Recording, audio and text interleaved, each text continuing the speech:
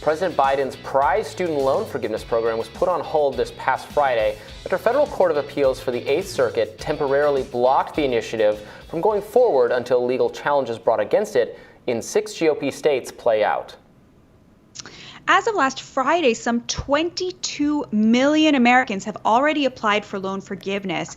Biden could be dealt a major blow should the program be permanently halted, and Democrats will surely feel it too, especially among young voters. A recent NBC News poll shows that if young Americans make it to the ballot box this November, Democrats stand a chance in the midterms, and if they do not vote, the GOP will win. Here to discuss how Biden's plan is hanging in the balance is Democratic strategist Ameshia Cross. Welcome, Ameshia. Thanks so much for having me. So here's my question. Voters can't really hold it against Biden if something he tried to do for them was blocked by the courts. So do you feel that this will impact the midterms or that this will impact elections going forward? Do you feel that voters will hold this against President Biden if it is not enacted, or that they will see his attempt to do something for them and respect that? Absolutely. And first, I'm going to level set here just a little bit. This is a delay, not a block. And with that being said, I think it speaks volumes that the Supreme Court itself has not moved to block this. So we're looking at basically a procedural focus that was expected by this administration, by the Department of Education. Everyone knew that those Republican states were going to push against this and that this would more than likely happen. With that being said, we're still watching millions of borrowers apply for forgiveness or apply for relief every single day. And I would also argue that we have to move this outside of the younger voter spectrum, because even though it's marketed and a lot of the conversation has been around younger voters, quite frankly, this also appeals to Parent Plus loan borrowers, which are the parents of those who have already borrowed, as well as many people who are millennials. And right now, we know the oldest millennials are already in their early 40s. So we have to be very strategic about who we're having this conversation about, because the majority of those who are applying, quite frankly, are older, I think, than this context of this conversation allows. But this issue is a huge one, and it goes into college affordability, one that the president has been leaning very strongly in on. When he was running in 2020, over 80% of the people polled, whether they were from blue states, red states, or purple states, they prioritized college affordability and student loan debt, recognizing that it prevents people from getting forward with their lives. It prevents them from buying homes. In many cases, it has paused people from deciding when to or if they want to start families, cars, what types of options they will have for employment, and what types of jobs they will take.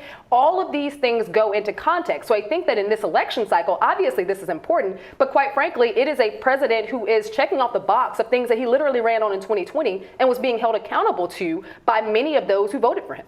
Yeah, I personally would love to see this policy halted, because I don't support it whatsoever. I don't know whether any of these legal challenges will amount to much. I am not persuaded at all that the HEROES Act authorizes the president to cancel this amount of student debt. That, to my mind, that was clearly about people serving in the military, and it was about delaying it. So I don't find the legal rationale that compelling. That said, I have no idea what a court will say. I think any person should be able to sue to stop this, but we've had a problem determining standing because the current the current legal or judicial philosophy of the court does not hold that just because you're a taxpayer, you are necessarily negatively impacted by a policy. That's how the Supreme Court would feel about things. If I ran the world, I would want taxpayers to be able to sue about their tax dollars being spent in Ukraine, being spent anywhere, being spent on anything. But that's just not realistically. That's not where things are. So what do you think, Batya? Do you think this could put a dent in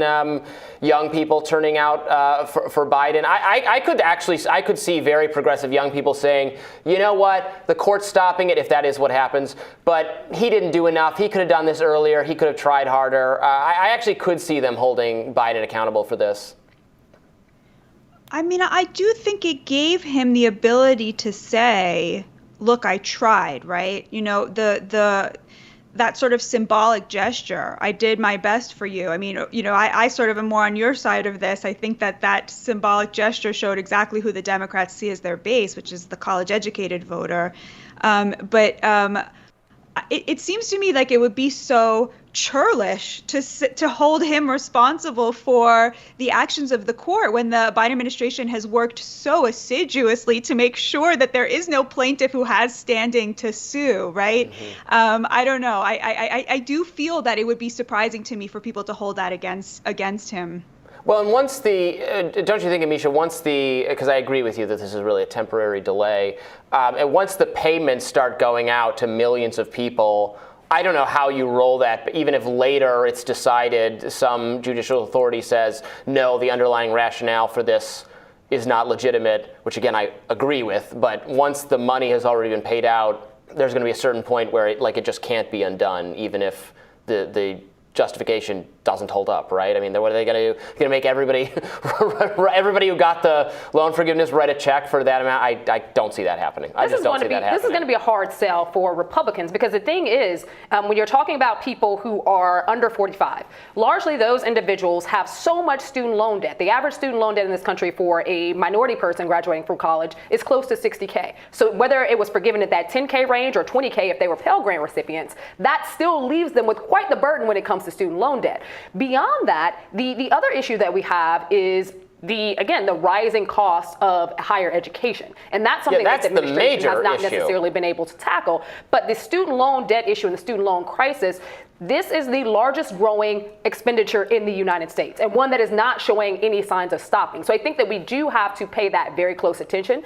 And Batya said something earlier. It's not just college educated or college graduates. To be honest, the 10 or 20K, should that forgiveness go through, which I believe that it will, the majority of people who will have their debt completely forgiven are people who never graduated at all. Well, but because a lot of our country, quite frankly, goes to college or starts higher ed process, but doesn't ever see it across the finish line. But they still have student loan debt. And sometimes that is $10,000, $20,000, $30,000, sometimes more, depending on where you went. But we're going to make this whole problem, I think we're going to make this whole problem much worse by doing this, because the incentives now for the universities, I mean, the universities have no incentives to keep costs down. But the universities had zero incentive before this. So but now if we're going to move to income-based, the good can't be perfection. Well, yeah, it's going to be, but I think it's going to be even worse because of the income-based repayment component of the Biden plan. Because now, if you're not, we're going to get to a place where most people take out these loans never have any intention of paying them back whatsoever. They're going to pay whatever it is, some portion of your income for 10 years, and it's going to go away. So then why are the colleges going to raise it even more? That is a conservative argument that doesn't necessarily play out, statistically speaking, because these colleges have been raising tuition anyway, and that's been happening since the 80s. And it extrapolated and went even larger in the early 2000s with no signs of stopping, and it's not been regulated largely as well. But that is a bigger problem that exists outside of this student loan debt conversation and burden that's associated with it.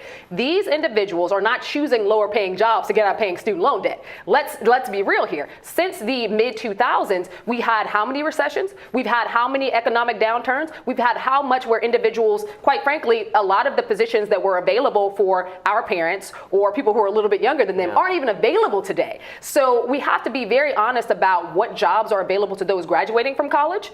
Also, how long recessionary traits last. Because quite frankly, after the crash of 2008, it took almost 10 years for people to try to gear up and feel as though they were in an okay place. And then we hit another spot. So there's a lot of there. And it's not that people are taking jobs that are lower paying so they won't have to pay back their student loan. No. But they're taking what's available to them. I think it'd be one thing to do this student loan forgiveness and then also cancel the policy that creates it, which is to subsidize student loans in the first place. But we're leaving the policy intact. There'll be just as much student debt 5 years from now as there is now. And that's, I don't know how you feel about it, Batya. I would love to get to a place where college is affordable. I don't think it should be free. I think it should be affordable the way it was 40 years ago for our parents and our grandparents' generation. You could pay your way and you could afford tuition. At some point, this went horribly wrong, I suspect, because the government started subsidizing.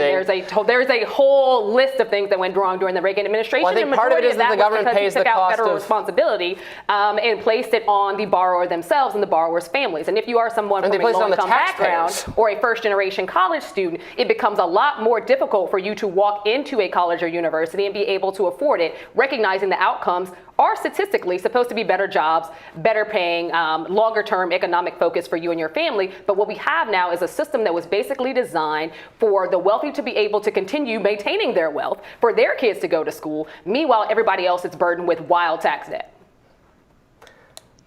Yeah, I guess my problem is not like I hear the problem you're describing, Ameshia, which I think is real, which is that people go to college expecting a certain standard of living as a result that would put them above the people who don't go to college, and that never materializes. And I have a much bigger problem with the fact that, 2/3 of Americans don't go to college, have no intention of going to college, and have no way of achieving that standard of living in a way that in a previous generation they might have. So I totally agree with you. That is a real problem. But to me, there's an even bigger problem.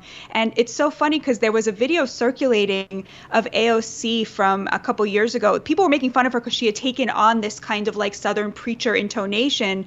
But what she was saying was the kind of thing that Democrats it used to be their message. She was saying there is nothing wrong with being a bartender. There is nothing wrong with being a person who, drives a truck for a living, who cleans people's houses for a living. These are jobs that can be dignified if they are protected and if they pay good wages. And I feel like that used to be the approach. And now the approach is let's get everybody into college. And if they can't afford it, let's find a way for the taxpayer to pay for it.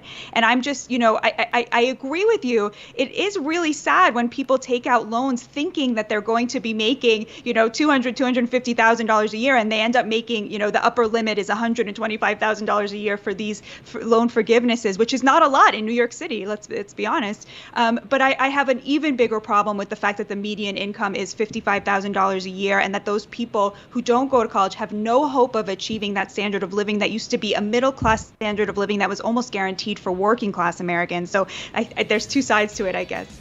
Well, we got to leave it there. Thank you both. We'll have more Rising right after this.